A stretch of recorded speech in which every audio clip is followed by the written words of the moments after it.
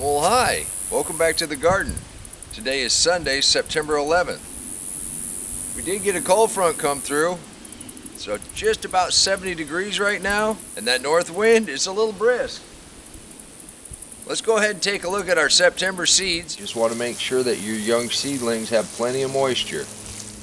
With this nice cool weather, we don't have to water them too much. I don't know if you remember, but we had quite a few radishes in this area go to seed. And we got some volunteer radishes coming up. Well, two of the little spinaches that were coming up, looks like something got them. But on the other hand, our little carrot patch is coming along just fine. One of the things I left off the September list was leeks. And this is where we had that big stand of leeks. And they went to seed.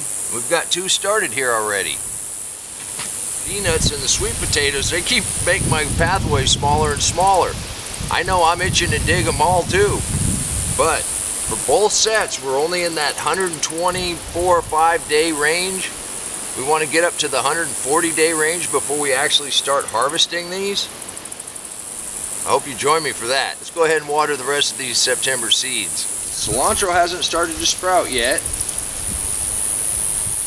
I don't think the turnips have either. But we do have something cool that's came up on its own. Check this out.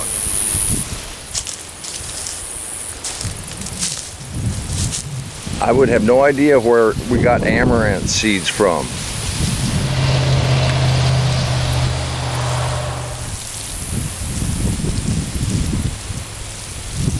We got peas sprouting the entire length of this. Along with our September seeds, let's not forget our August. The dragon's tongue is looking really good. This set of peas is coming up just fine. Winter squash is doing very well.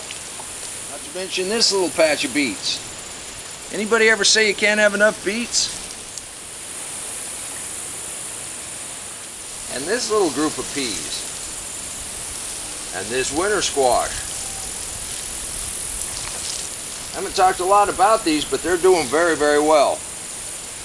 The arugula and green lettuce are coming along nicely. And that's one of the reasons I suggested radishes, is look how fast they grow. It's been 10 days, and you got your first true leaves on them. We'll be able to pull the little roots up and start eating those very quickly.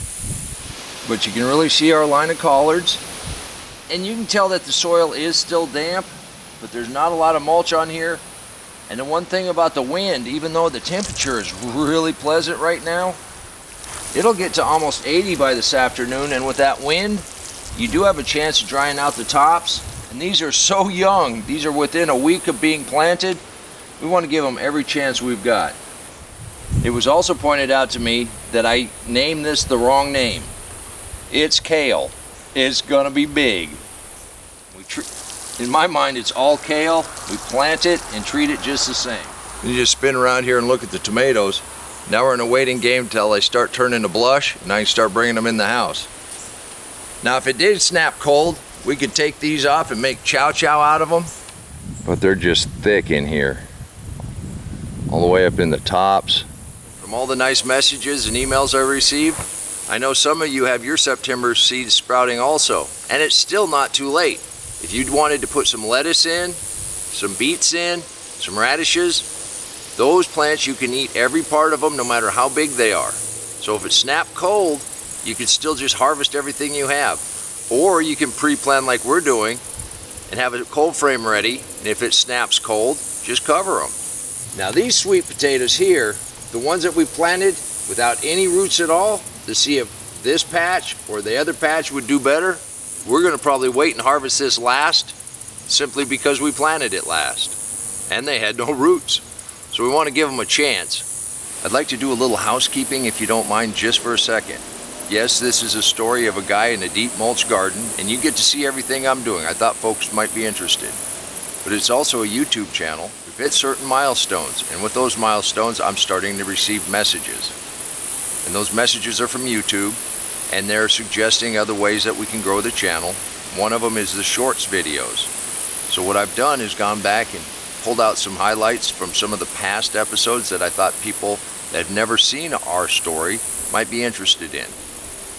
Now, if you come across one of those and you watched it a couple times and shared it with somebody, it would actually help me out a lot.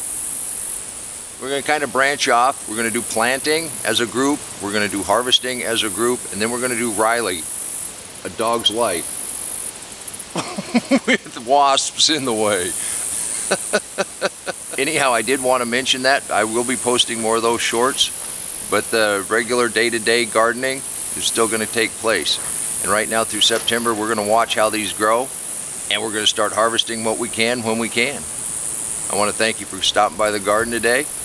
And until next time, remember, take care of yourself, take care of your family, and God bless you. Come on, let's plant. Let's go plant garden.